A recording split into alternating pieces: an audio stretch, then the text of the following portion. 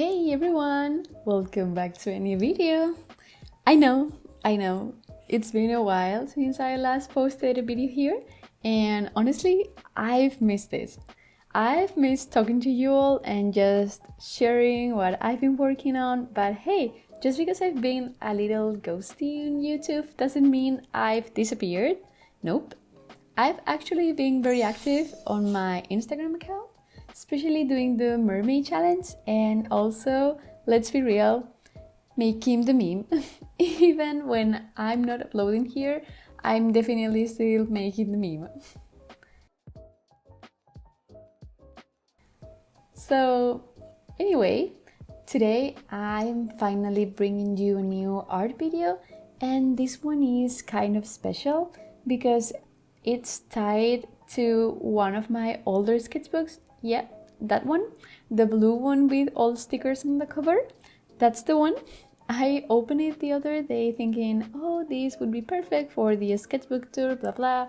And then I noticed something kind of tragic. The very last page wasn't filled, and I was like, wait, how did I not notice this? But then I remembered sometimes the first and last pages of a sketchbook don't open properly, like they get stuck or feel stiff, and it's super awkward to draw on them. I honestly don't know how sketchbooks are bound or made, but this has happened to me a few times now and it's just annoying. So I probably left it blank without realizing and never went back to it. But this time I thought, nope, I'm not leaving this unfinished. We're gonna give this page the love it deserves. So I started looking around for inspiration, just scrolling through Pinterest, and then boom! I saw this amazing picture of a knight in full armor. And listen, I've been in a full-on medieval phase lately. I don't even know what triggered it, but I'm completely obsessed. Knights, armor, castles, banners, swords, give me all of it. I've been sketching armor non-stop lately, and I just find it so beautiful and visually interesting. All the textures, the metal, the history, I'm hooked. So yeah, that's how this drawing started. And not only did I love the pose and the costume, but I also thought it would be a great opportunity to try something I don't normally do, painting metal. I've always been kind of intimidated by it because it's super reflective and weirdly tricky to get right, but I wanted to push myself. I wanted to see if I could pull it off. Okay, so now let's talk a little bit about how I approach the piece and how I usually choose my colors, because I get a lot of questions from people asking things like, do you know what colors to use, or do you decide what goes where? And honestly, part of it comes from experience. I studied animation, so I've done some color theory and all that, but a big part of it is just looking at other artists, watching tutorials, breaking down what works in illustrations I admire. It's trial and error and lots of experimentation. Also, for some reason, I feel way more confident painting with traditional media than digital. I wish I were better at digital art, but it's just not something I've practiced enough. I always feel like the colors look off when I paint digitally, so yeah, traditional is it. Whenever I start a piece, the very first thing I do is lay down a flat base color over the whole page. In this case, I used a strong orangey yellow. Why? Well, two reasons. It helps get rid of the fear of the blank page. Seriously, just putting down any color makes it feel less intimidating. It makes the colors you layer on top pop more, like it boosts the saturation and makes everything look more alive and vibrant. Now, how do I choose which base color to use? It honestly depends on the reference image and the mood I'm going for. For this night, the original photo had this warm glow, almost like it was taken at sunset, that golden hour light. Yeah, it had that vibe, so I thought orange would totally work. Plus, orange pairs really well with the main colors in the image, blue and red. It complements the blue and kind of enhances the red, and later on I played to use purples in the shadows so it all tied up together.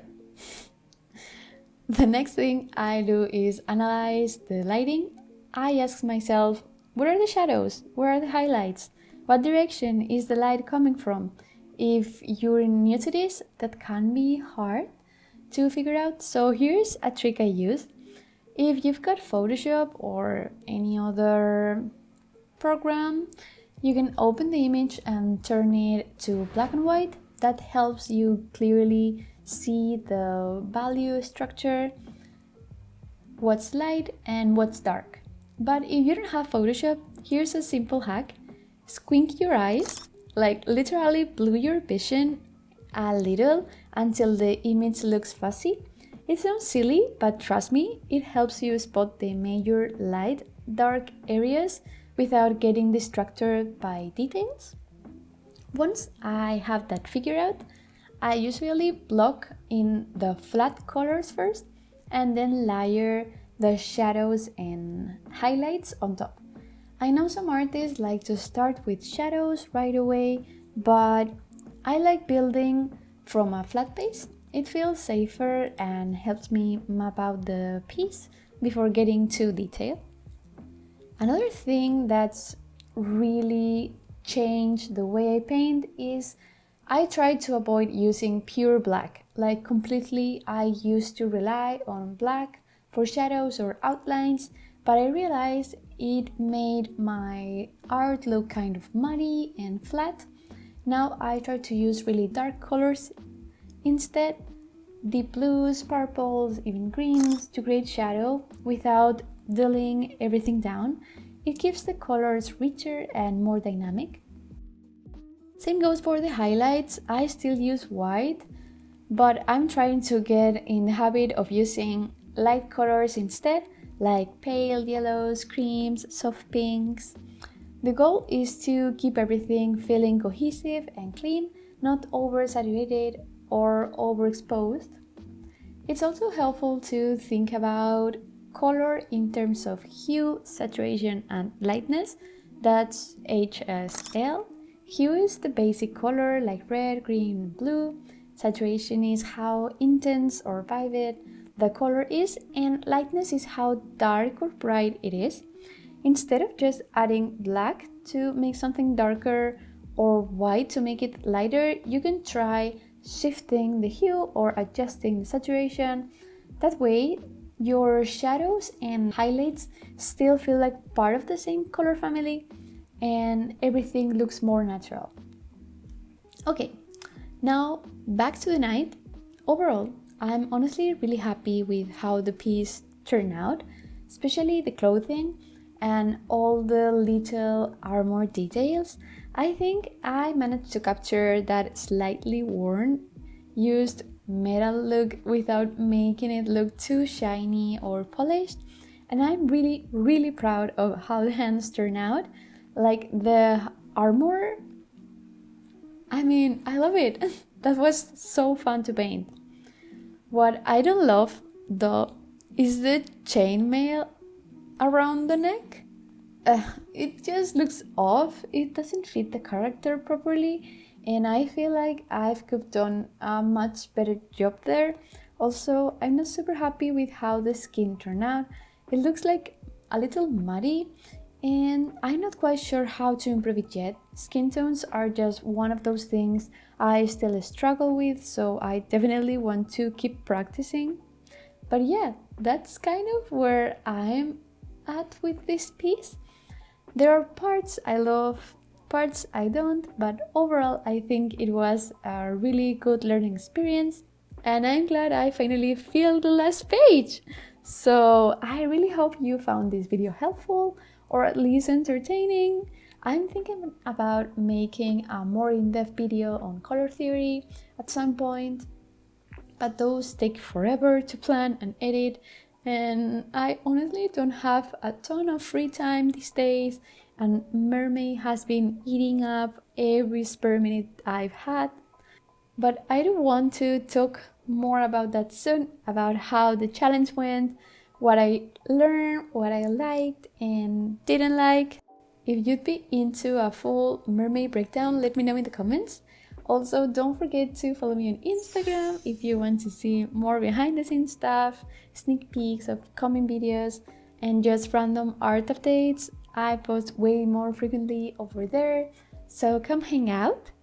Thanks so much for watching, and thank you for being patient while I get my life together. I appreciate every single one of you who sticks around, even when I disappear for a bit. And yeah, that's it. Alright, I'll see you in the next one. Bye bye!